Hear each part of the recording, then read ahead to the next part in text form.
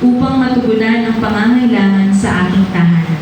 Subukin ninyo ako sa bagay nito, kung hindi ko buksan ang mga bintana ng langit at ibuhos sa inyo ang masaganang pagpapala.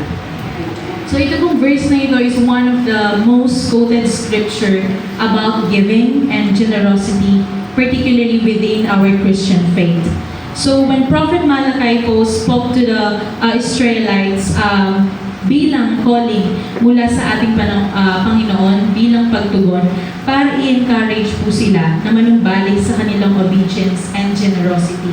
Para muli po ay magkaroon sila ng commitment sa Panginoon in faithfully giving the 10% of their tithes for their harvest and earnings.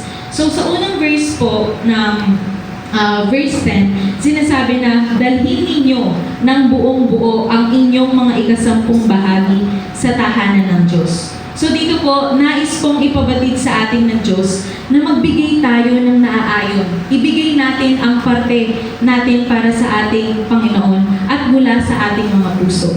Not holding back or giving half-heartedly with the 10%, but genuinely trusting Him enough to give fully and freely. So isa po tayong steward, meaning katiwala ng ating Panginoon. Ipinagkatiwala rin po niya ang mga bagay na kanya rin naman pong kaloob.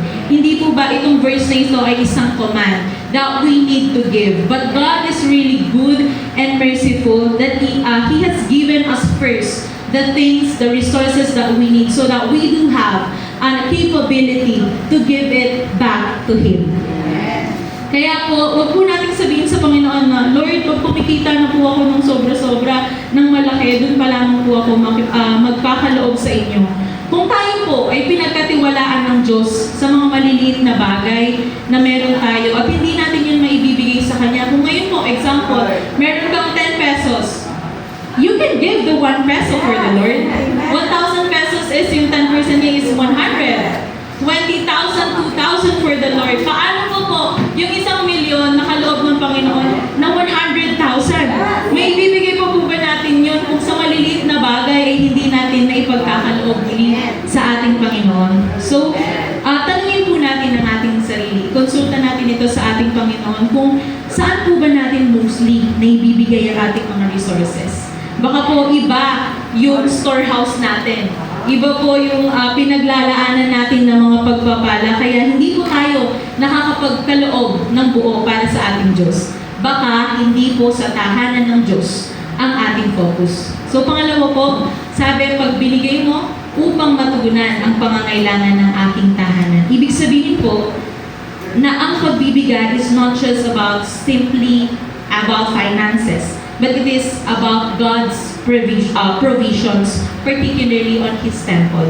Enough for the resources, particularly in this worship service po. It is about ensuring God's work on earth that can continuously uninterrupted.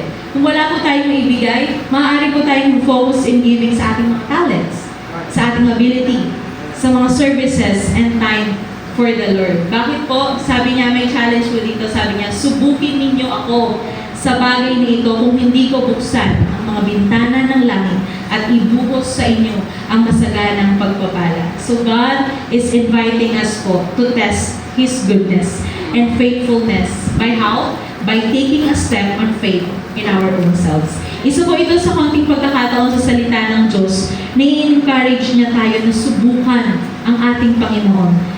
Subukan na siya, yung promise niya is i-bless tayo in return for our obedience. Dahil po ito ang katunayan na ang pagpapala na mula sa Diyos ay limitless.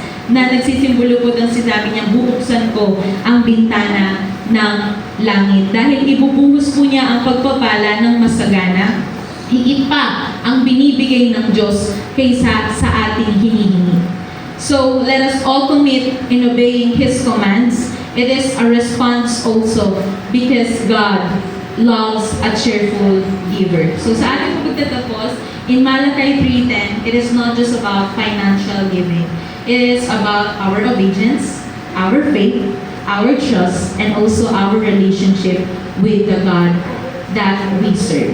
So as a conclusion po, this verse is not This verse is a command and a promise. A command to give wholeheartedly with our heart, and a promise that He will bless us abundantly. So nawa po, huwag po tayong maging focus masyado sa mga pagpapala na kaya tayo nagbibigay ay dahil may nakukuha tayong kapalit mula sa Diyos. Nawa, maging kalugod-lugod po ang ating mga puso. Continuously pray po sa ating Panginoon to have a heart that is pure with good intention to give for His glory. Because our obedience to God in giving tithes and offerings po is an act of gratitude for His gift of grace. Purihin ang ating Panginoon.